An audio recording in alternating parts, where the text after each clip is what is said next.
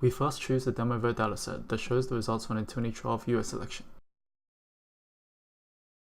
As the HoloLens allows us to walk around freely and look at holograms from different angles, we can analyze data in a completely new way.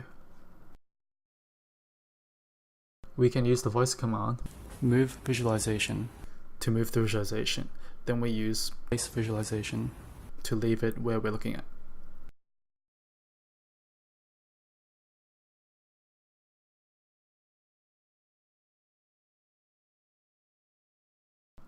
Here we can gaze and tap on the axis labels to change the property of the given axis. We can also delete and add any axis at will.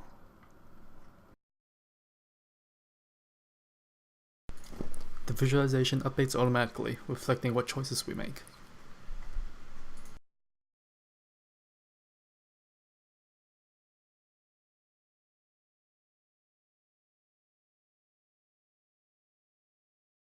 These miscellaneous buttons at the top allow us to change the type of visualization, such as to a 3D column, as well as change the scale of the visualization.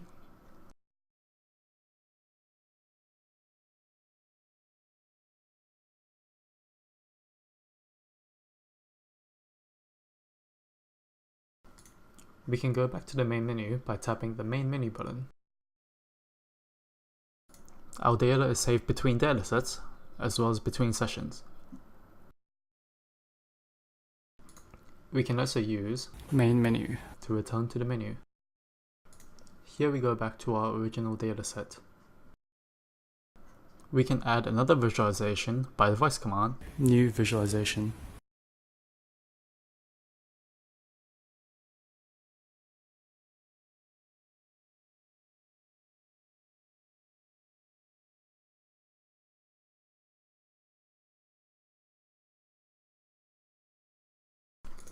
One thing we can do is shrink down visualizations into smaller versions of themselves by using shrink visualization that allow us to easily store preset views similar to the Insights feature of SandDance.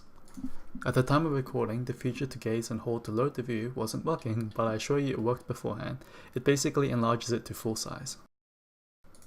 One of the biggest features is the ability to interact with SandDance straight from the HoloLens. To do so, we must detect and calibrate the positions of each individual screen by using Vuforia image targets.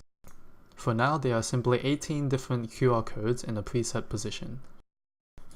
Here we fast forward a bit because this is pretty boring.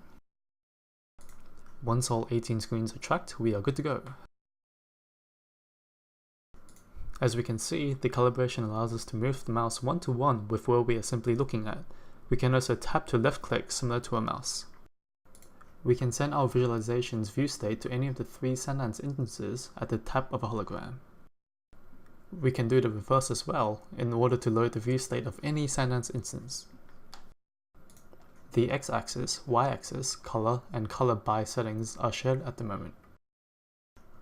Like how we can left tap to click, we can left hold to initiate a mouse drag. We left hold again to complete the mouse drag. The selection is propagated to our 3D visualizations. Similar to how we can make selections on SandDance to send to the HoloLens, we can make selections on the HoloLens to send to SandDance. This is done by using a brush tool that tracks our hand when using the tap gesture. Any points that we brush over are added to the selection. After a selection, a details pane appears showing us detailed information of each entry that was selected, similar to the details menu in SandDance. It is a bit ugly at the moment, but it will improve given time. For more precise or wider brushing, we can adjust the scale of the brush by using our second hand while holding the first, sliding an imaginary slider up and down.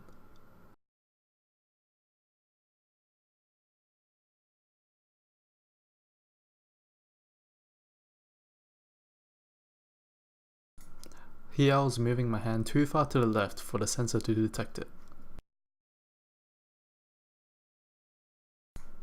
For an even wider area of brushing, we can draw a circle similar to a lasso tool found in imaging editing software, selecting entries inside the circle.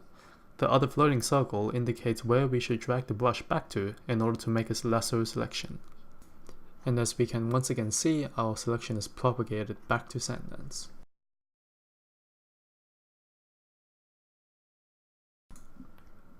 the HoloLens camera doesn't accurately show the exact positioning of the drag for some reason, most likely because the camera takes the perspective of only one eye, rather than the average of both. And that's about it.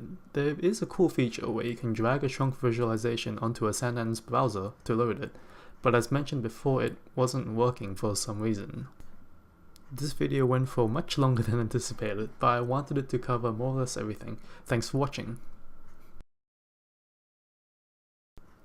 And yes, it does take a while to select thousands of points, as it is using the CPU to calculate it. The next step would be to use the GPU instead to do the calculations, which should make this a lot faster.